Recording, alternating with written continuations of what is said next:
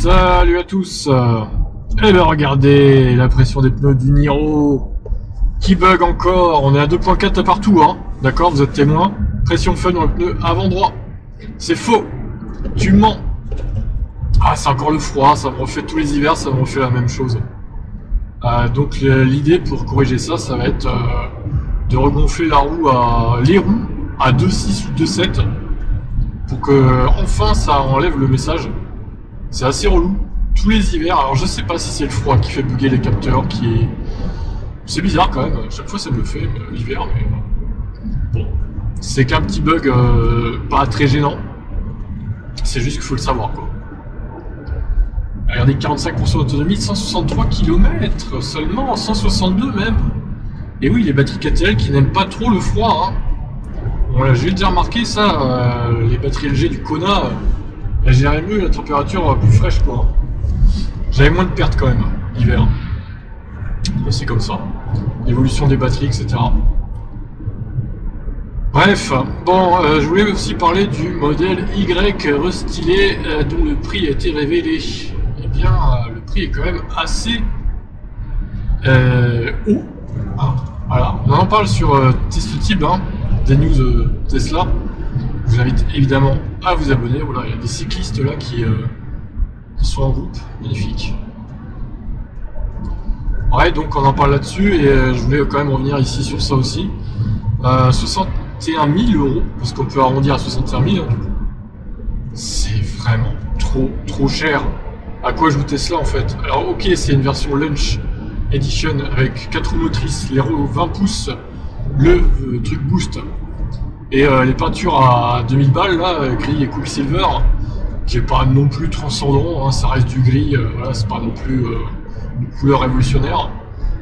Selon moi, je trouve que de toute façon, j'ai toujours trouvé que les couleurs chez Tesla c'était très cher par rapport à d'autres marques. Par exemple, chez Kia, les couleurs c'est 600 € en fait. Chez Tesla, c'est 3 fois plus cher. Il y a un petit problème hein, là-dessus aussi. Bref. En tout cas, ça n'engage que moi, mais beaucoup le trouvent très cher aussi ce véhicule. Bien qu'effectivement, il y a pas mal d'options dessus. C'est ce que je disais, au final, est-ce que les gens ont vraiment besoin de ces options-là? Certains se contentent des versions épurées, qui n'ont pas forcément des grosses roues, qui n'ont pas forcément le boost. Enfin, une peinture normale en fait. Et là, on nous impose en fait un choix. Et je voyais vos commentaires, vous dites c'est peut-être pour écouler les stocks des anciens. En vrai, c'est possible, ouais. C'est possible. Ils font ça pour prioriser l'écoulement des stocks des anciens. Les gens vont se dire bah, c'est bon, je repars sur l'ancien, tant pis. Hein. Et puis bah, quand ça sera fait, ils vont baisser le prix de cette nouvelle version à un prix normal. Et surtout, ce sera des versions normales sans forcément des options intérieures à tire-larigot qui servent pas à grand chose. Et ça fera mécaniquement baisser le prix du véhicule. Oui, ça me paraît logique. Hein. Ça finira comme ça, de toute façon. Donc moi je vous conseille urgemment d'attendre déjà que les stocks s'écoulent des anciens. Si vous voulez pas attendre que le prix baisse, partez sur un ancien stock en vrai, hein, sur un très bon prix. Donc je vous dis, je vous conseille de faire ça.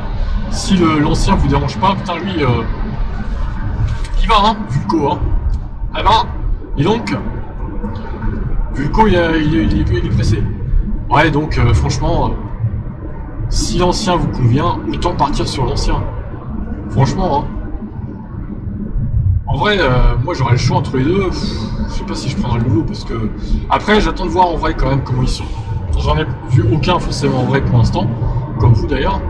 Mais bon, peut-être qu'il est plus joli en vrai qu'en photo. Il fait peut-être partie de ces véhicules qui sont mieux en vrai qu'en photo. Parce que ça arrive, des voitures elles sont comme ça. Hein. Donc, notamment le Niro, je trouve qu'il est mieux en vrai qu'en photo. Après, bon, à voir. Maintenant, encore une fois, voilà. À vous de voir, à faire votre choix. Est-ce que vous allez partir sur un stock? Est-ce que vous allez partir sur un neuf quand même, malgré la hausse de prix explosive? Alors, il y en a, ils ont calculé, si tu ajoutes toutes les options à l'ancien modèle, ça fait qu'une hausse de 1500 € apparemment. Ouais. Encore une fois, bon, on t'impose un choix d'une launch édition que tu as pas forcément besoin, quoi. Donc ça donne pas envie d'acheter quand tu vois 60 000 balles, quoi. C'est une stratégie comme une autre, voilà. Après je pense qu'au final, ils se sont retrouvés avec plus de stock de prévu sur l'ancien, parce que les gens ont attendu avant de commander, voir comment était la nouvelle version et quel était le prix de celle-ci. Et là, ils se sont dit, bon bah, du coup, bah, ça n'a pas marché notre strat, donc on va mettre vraiment à un très haut prix la version lancement pour inciter les gens à piocher dans le stock. Ça me paraît très probable que ce soit ça. Maintenant, à voir comment ça va évoluer. J'espère que ça va vite baisser le prix quand même d'ici mars peut-être. Quand ils auront écoulé les 3 quarts de leur stock des anciens, je pense que quand même, au bout d'un moment, ils vont faire chuter les prix, j'espère. Sinon, ça sera un peu dommage quand même. Bon bah sinon voilà, que dire d'autre, à part que, encore une fois, les gens ont le choix, maintenant, à eux de voir ce qui est le plus important pour eux, une nouvelle version avec plus d'équipement et un restylage pas forcément qui fait l'unanimité, on va dire. Ou alors rester sur l'ancienne version qui fait le job complètement et qui est quand même beaucoup moins cher. Voilà, on en parlera sur Tesla Team, de tout ça, de toute façon, des news Tesla. Sur cette chaîne aussi, récemment, j'ai mis en place des vidéos de 8-9 minutes qui résument un peu les news actuelles de tous les VE. Donc si vous n'avez pas forcément envie de cliquer sur les vidéos une par une sur Electib, j'en mets à peu près 4 par jour sur Electib. Là, j'ai tout regroupé sur Tesla Team le soir vers 22h. Vous avez une série de 4 ou 5 vidéos directement sur cette chaîne tous les soirs en fait d'actu. Donc c'est une vidéo de 9 minutes environ, 9-10 minutes, moins de 10 minutes en tout cas. Donc si vous voulez voir les news VE généralistes et pas que Tesla, bah, vous pouvez aussi là-dessus.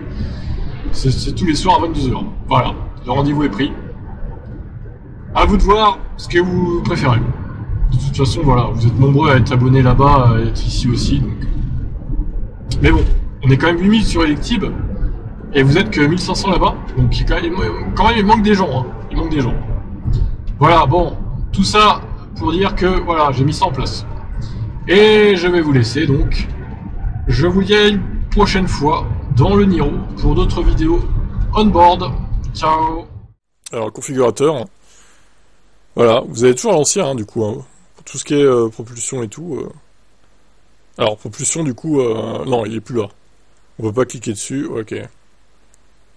Grande autonomie propulsion, grande autonomie transmission intégrale. Ouais, pour moi, c'est pas justifié, désolé. En plus, les couleurs, c'est gris et noir.